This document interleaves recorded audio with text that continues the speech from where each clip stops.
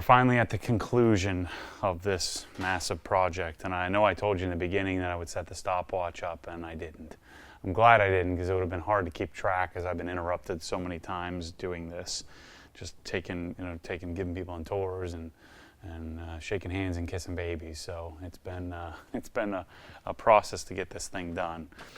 But what we're going to work on here on the last step, I'm going to talk you through a summary of this project and the pros and cons of the car and what I've discovered as we've gone through this.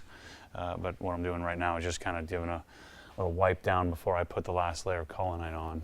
But I'm going to take you through a summary of this. We're also going to put together an actual summary video. For those of you who made it this far, you probably don't care about that.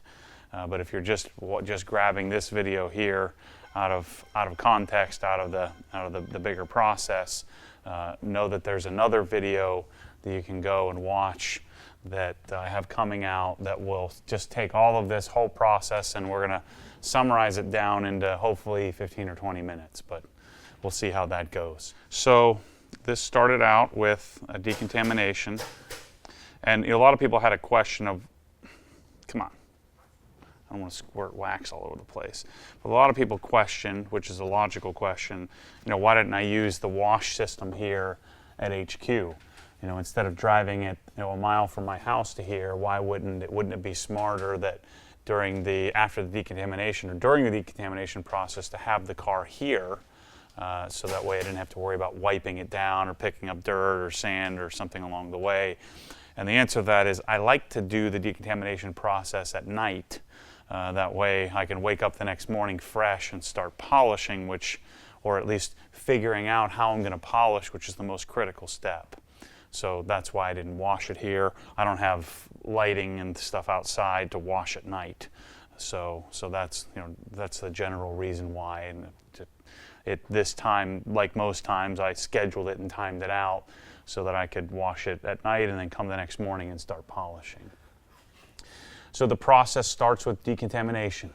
We start with taking the soap, the new decontamination soap that I have, and washing the car.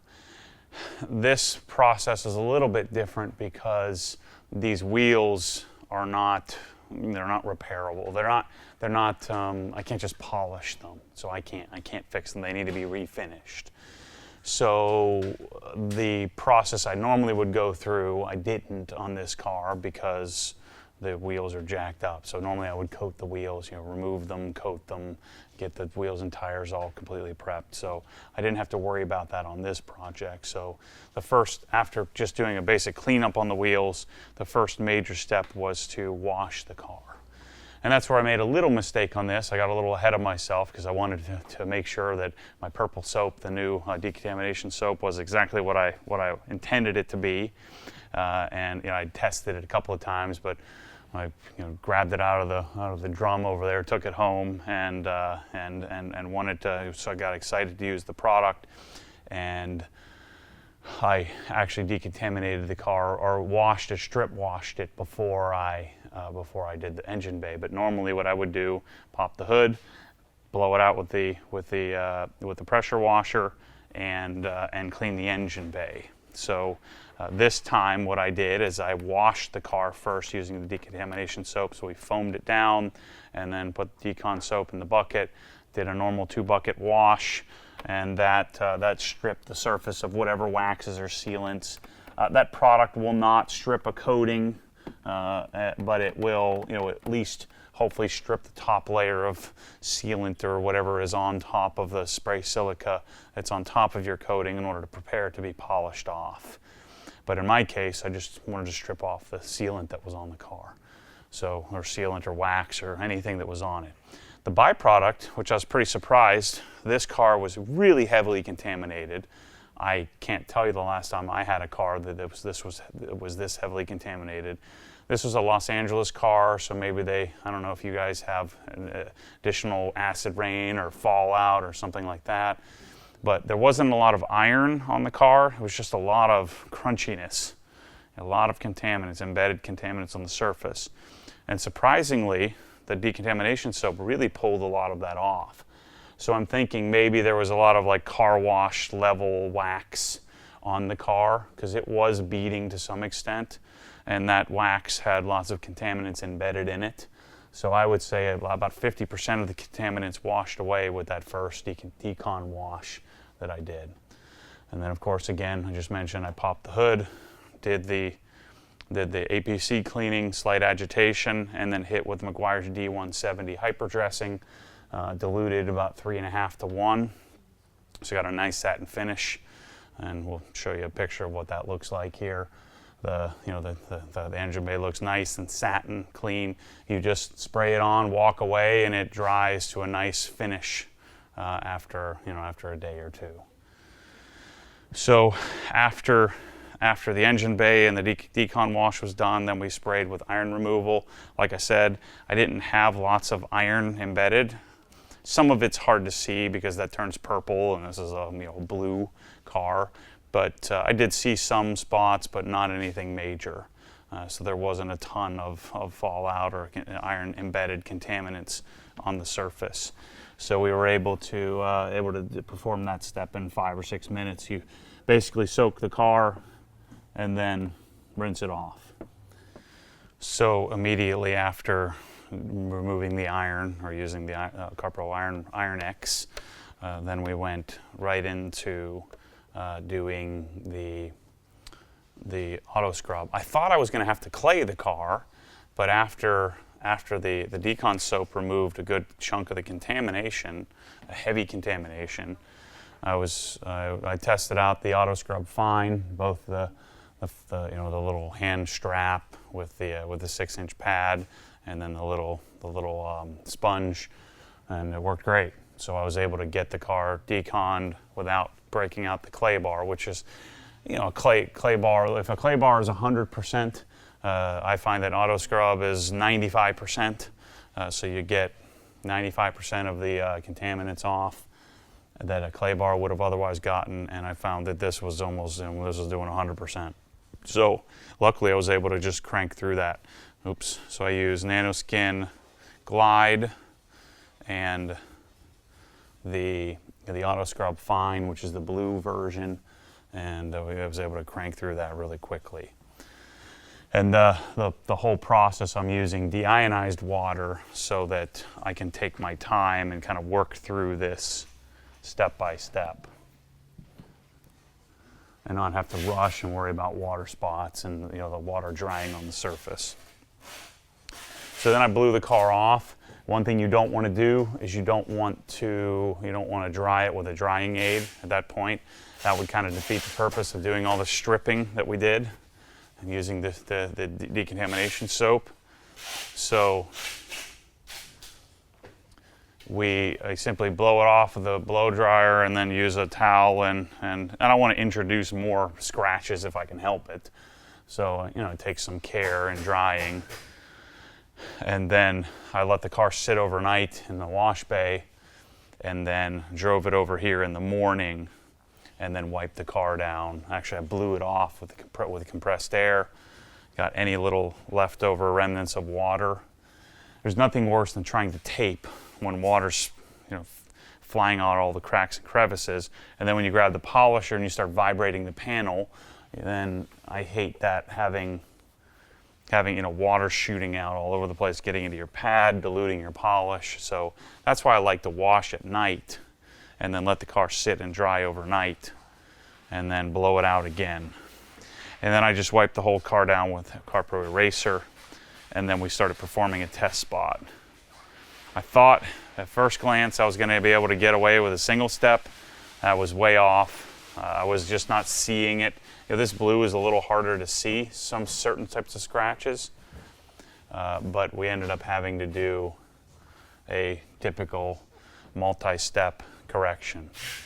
So I, on the hood, did the test spots, found that Jescar correction compound worked best with a microfiber pad. I tried wool, so I tried actually doing the hybrid wool, doing the medium wool, or an in-between step, and ended up needing to do the full microfiber cutting, and went with a traditional cutting process. with Jessica correction compound, and then followed with a yellow finishing pad. I did most of the car in the 3-inch pneumatic. I got to play with the triple action machine versus the traditional LHR 75 pneumatic. I still like the traditional one better, but it's nice having both. One has a little more torque, so if I needed to apply a little bit more pressure, I was able to get a little more torque out of using the LTA 75, which is the machine that has the triple action gear set in it. So I did most of the car with the LHR 15 Mark II. That's one of the most common questions I get about anything detailing is which polisher should you get first? LHR 15 Mark II is the machine. Skip the 21 unless you just have to have every one of them. So the machines that you need, or the machines that I use the most, are some iteration of the 3-inch. And if you don't have a massive air compressor like I have, then a pneumatic is not going to be in the cards. You know, people ask me, why pneumatic? First of all, it's a 15 millimeter orbit, which is super cool to have with a 3-inch pad. It's just, I don't know, it just gets the job done. It gets it done really well, finishes really nicely, cuts great, without a lot of pressure. And I think the biggest difference between pneumatic and electric is instant on. You know, you hit the button and it goes, where there's a ramp up on the electric machine. That's what I really like about it. But it's certainly not necessary. And so the machines to have are the LHR 15 Mark II, that would be number 1. Number 2 would be LHR 75E, the electric. I got it out, but I never used it on this car because I used the pneumatic the whole time. And so that's the LHR 75E, which is what, $300, $310. And then you ultimately would want a nano, and I think you want the long neck. The big difference between the long neck and the short neck, and you saw me in the video series use both. The long neck has, you really need to use 2 hands, but you get a little more reach, whereas the short neck is great if you're having a place where you're having to use 1 hand or 1-hand operation. The short neck is better for that. So those are the 3 machines that you absolutely need. Now, I actually finished the car with Duetto, which is the LHR 12E, 12 millimeter orbit. That's the hybrid sander / polisher, dual action polisher. Looks a little more like a traditional Griot's or a old Porter cable. It has the body of that, but has a 12 millimeter orbit. For whatever reason, the larger 6-inch pad or backing plate and the 7-inch face pad just really finishes well. But we corrected the whole car with the exception of the roof with Jessica correction compound. You saw me dealing with the carbon fiber roof, dealing with some deeper scratches.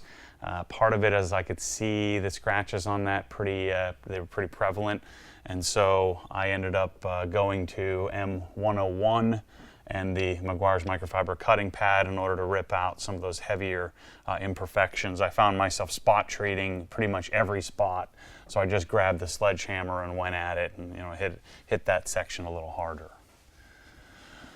We were able to correct out the roof, and then I started on finishing. I found that the roof is yellow pad. I didn't show it on camera, but I tried white versus yellow. The yellow pad actually did the best, and we have a really, really great finished product in the car.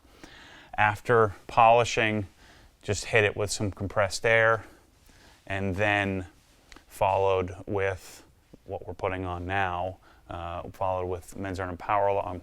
I keep saying Menzerna. Jessica Power Lock Plus, which is a polymer sealant. I did a single layer of that, waited till the next day, and then put a layer of Collinite 845 on. That's going to be our last step protectant, or LSP. In the process of 845 and Power Lock, I like to give it some time, and usually it's not even me forcing myself to give time in between. It's just that's how the schedule works out. Time and energy, it just kind of works out where I'll spread it out over multiple days. You don't have to do that. Even this second layer is probably not even necessary, but I find that doing my trim and glass, I kind of fit that in between, but I think you'd probably be best served doing your trim and glass before you did your wax, because I always end up cleaning the trim with some sort of isopropyl alcohol. So I'm going to be removing some of the wax if I contact it on the trim that's touching the surface of the, or there's a connection between the trim and the paint. But that's why a lot of times I end up doing this last layer of Collinite. It makes me feel better that if I did happen to hit any spots and remove any of it, I'm going to be getting a new layer of protection on it. Maybe it's not 3 layers, it's only 1.5. But this second layer adds a little more pop. I find it gives me a little bit more longevity, but there's diminishing returns, just like a coating where you start putting all these layers on. It doesn't, 1 + 1 doesn't equal 2 in this game. It's 1 + 1 equals probably 1.4 with wax, and it's 1 + 1 + 1 equals 1.1 with a coating. And a lot of it depends on the coating product too. But the solvents tend to cannibalize itself, and you just don't have the returns that you think you would get. So in between, so step 1 was Power Lock Plus, wait 3 hours. In my case, I waited 12 or 10. Came up next morning, did Collinite 845. This has been 2-3 days since I did the last layer, and I do the glass in between. So we use Wolf's Nano Trim Coat and Wolf's Nano Glass Guard on the surfaces of all the rubber plastics, like this plastic here. I even use it on the rubber around the parking distance sensors, and then treated the glass with Wolf's Nano Glass Guard, which is their nano glass sealant. And I would call them more both sealants rather than a coating. They are nano-based, so really, really tiny particles. They tend to last kind of in between what you would think of as a coating that would last you would think a couple of years. And I rarely have anything like that last that long. But those products were used. I wiped down with IPA prior, and been using them for many, many years, so I know that they work. I ended up hitting like the little door sills and a couple of other areas that I didn't think about that I did on this car that I hadn't done in the past. So I just mentioned I polished the taillights too with the Sonex Perfect Finish and the yellow pad. That cleaned those up. And then we're putting this final layer on. The last steps, so we'll do a follow-up wash and drive. This car will probably be the start of my longer-term wash and drive series that I'm going to do with regularity. I know I've been promising that for a while, but I'm building infrastructure and schedule in my life so that some of these recurring things, like a recurring podcast episode, the Obsessed Garage, it's going to be called Into the Hex, it's going to be called Inside the Hex. Where I'm going to give you more inside looks into how I'm building this business, how I structure my life, and just share that, the day in the life of living in addition to what I've done on the YouTube channel. And so those things are going to be a bit more structured in the future, including a podcast as well. But I'm going to do a wash and drive on this car, and I'll be sharing with you the follow-ups. I think what I'm going to do, or what I've decided to do, is to add bead maker. So I'm going to drive it for a week, make sure that we give the Collinite time for the oils to come to the surface. Sometimes they do, sometimes they don't. And then the simple fix for that is to just wash the car. So we wash the car, and then I'm going to apply bead maker, and bead maker will be the topper and sacrificial layer / drying aid. So I'm going to be using that every time I dry the car after every wash, and that should maintain the surface, and hopefully we maintain the wax and sealant on it for some months to come. There may be a point in time, if the car isn't super contaminated, that I may throw another layer of Collinite on, maybe 4 months from now, 5 months from now. And that will buy me some time. We'll see how it goes. We'll see how the contamination looks, how the car is holding up. And I'll be sure to be sharing that with you a little bit more than maybe I have in the past with this product. And then I think maybe the second time after a maintenance correction is ready or due for this car, I might coat it. So we'll see. I might do something like Crystal Serum Light, and just for the, the fun of doing something different, I might do that. And then, in my experience, coatings usually last 18 months or so, 12 to 18 months, depending on surface contamination. And the whole 2, 3, 5, 10-year claims are a bit ridiculous. So I would want to put something on that I could realistically get off. But of course, one of the disadvantages, once you coat it, there's no going back. You can certainly compound it off, but it's not an exact science of when it's actually removed. So that that adds another subset of things to consider while you're coating. So that's a lot of talking in a relatively short video for me, anyway. So that's the process of correcting, multi-step, probably 25 hours worth of work to get the car to this current status. Since I'm getting new wheels, I'll be doing some wheel coating videos in the future. I've got the exhaust is actually off the car, the center section is off, so lots of stuff coming up with that. Make sure to stay tuned for the 15-minute summary video of taking you from start to finish. If you like watching the long format stuff, this will just be a supplement for you or an ad. If you're not into the watching hours and hours and hours of me buffing on a car with a microfiber diaper, you may want to just stick and wait for the summary videos, which we're going to do in the future.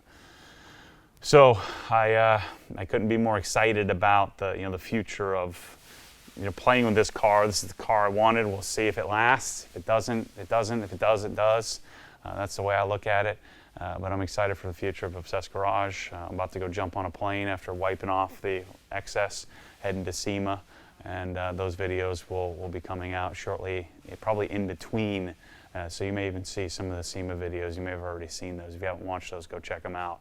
I'm going to be searching for air tools and some other cool stuff to add to the garage. I'm going to be meeting with Dynan and some other manufacturers, HRE, about getting this car dialed in. So thanks for watching the series. Hope it was good for you.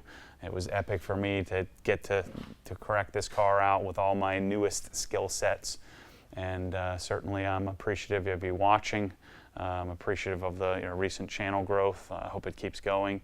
And as always, stay tuned for more crazy. There's lots more coming. Thanks for watching.